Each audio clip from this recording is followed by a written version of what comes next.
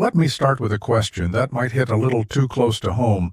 When was the last time money felt quiet in your life? Not exciting, not stressful, just quiet. Because for a lot of Americans, that silence disappeared without warning. There was no big announcement, no dramatic collapse, no single moment where everything fell apart. Life just started feeling heavier, month by month, bill by bill, until stress became background noise. And what makes it confusing is that everything you hear says the opposite. Inflation is cooling, jobs are strong, the economy is stabilizing. So naturally you start wondering if the problem is you, if maybe you're not budgeting well enough, not working hard enough, not making the right choices. But here's the truth. Most people never say out loud. The economy you're living in is not the economy being talked about on the news. The system didn't break loudly, it tightened quietly, and the pressure landed on everyday people, because modern economic success isn't measured by how easy life feels. It's measured by how well the system keeps moving, even if people feel exhausted underneath it. And once you notice that difference, it's impossible to unsee it. You realize that being constantly one unexpected expense away from stress has become normal. A car repair, a rent increase, a medical bill. Things that used to be annoying now feel destabilizing. Not because you're irresponsible, but because the margin for error has vanished. Life used to have buffers, savings mattered, paychecks stretched further, but now most of your income is already claimed before it even arrives. Rent, insurance, utilities, subscriptions, debt, all fixed costs that don't care how productive you were this month, and when stability depends on everything going perfectly, people stop feeling secure, even when nothing is technically wrong. And that's where the quiet shift begins. You stop making plans far into the future. You hesitate to change jobs. You delay moving. You put big dreams on pause, not because you gave up, but because the ground feels unstable. And that's the first sign something deeper changed. Not poverty, not collapse, but constant pressure. The kind that doesn't show up in headlines, but shows up in how you think, how you plan, and how you sleep at night. Here's the part most people never get a clear explanation for. The system didn't suddenly break. It slowly changed the rules while everyone was busy trying to keep up. And by the time most Americans noticed, they were already playing a harder game without realizing it. Because for a long time, stability was built into the structure of everyday life. Wages roughly kept pace with costs. Jobs offered predictability. Housing felt attainable. And unexpected expenses were stressful but survivable. But over time, that balance shifted.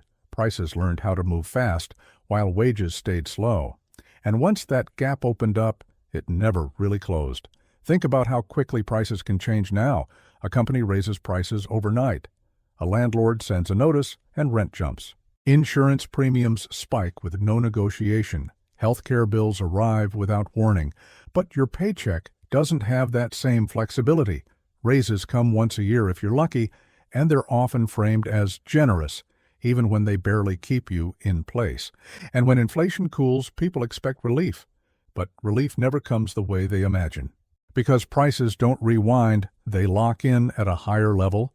Groceries don't go back to what they cost a few years ago. Rent doesn't drop. Insurance doesn't shrink. So even when the rate of increase slows, the damage stays.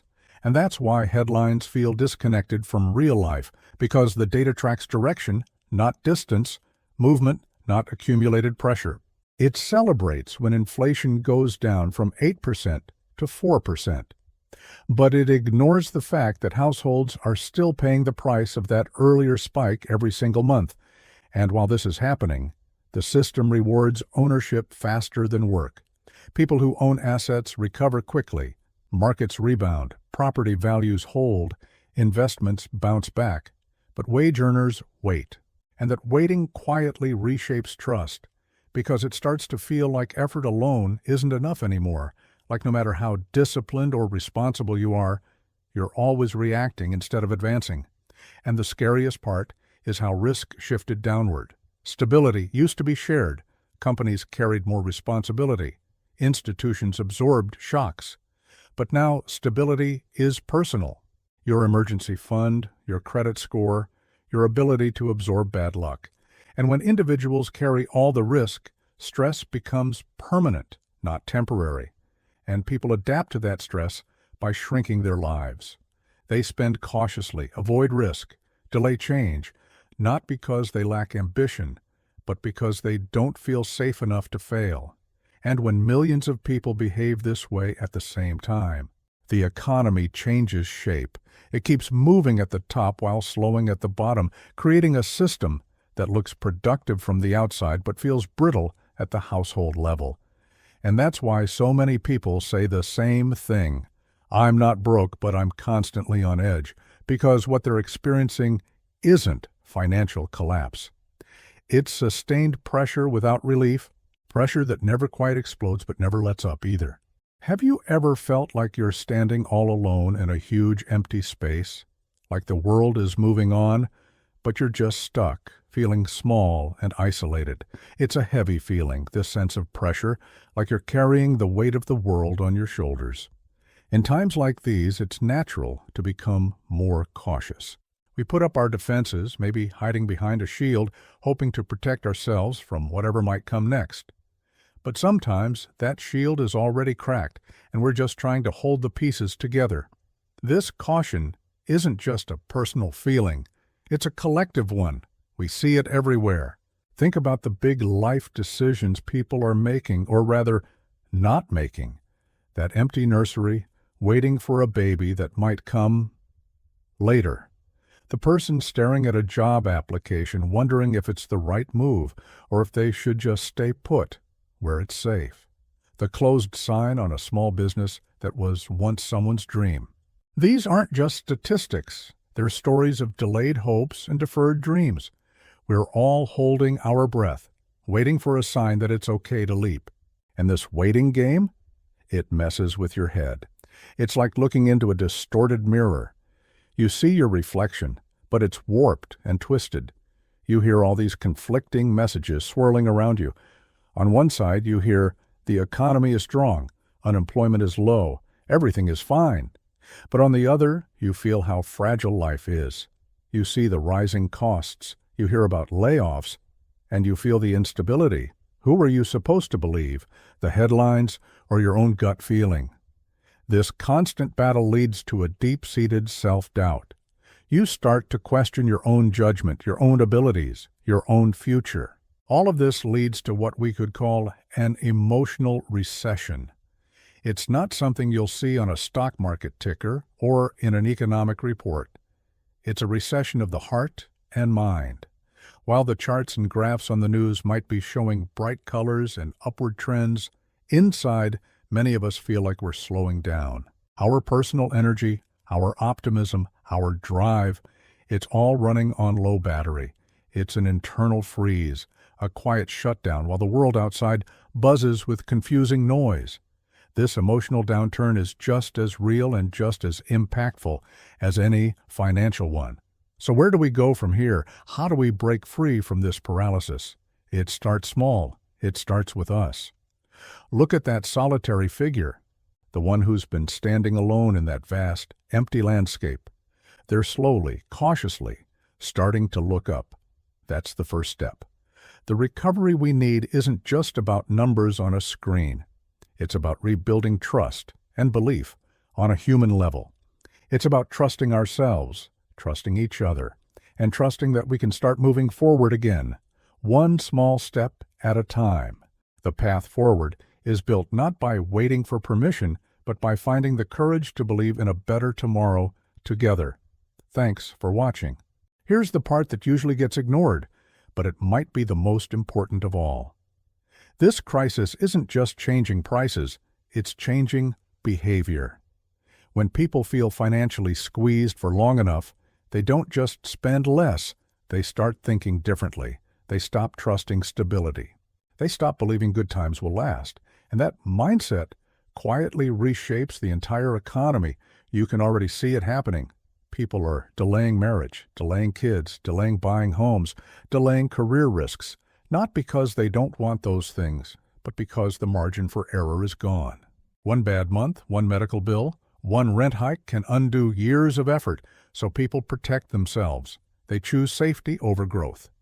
And when millions of people do that at the same time, economic momentum slows, even if the charts still look fine.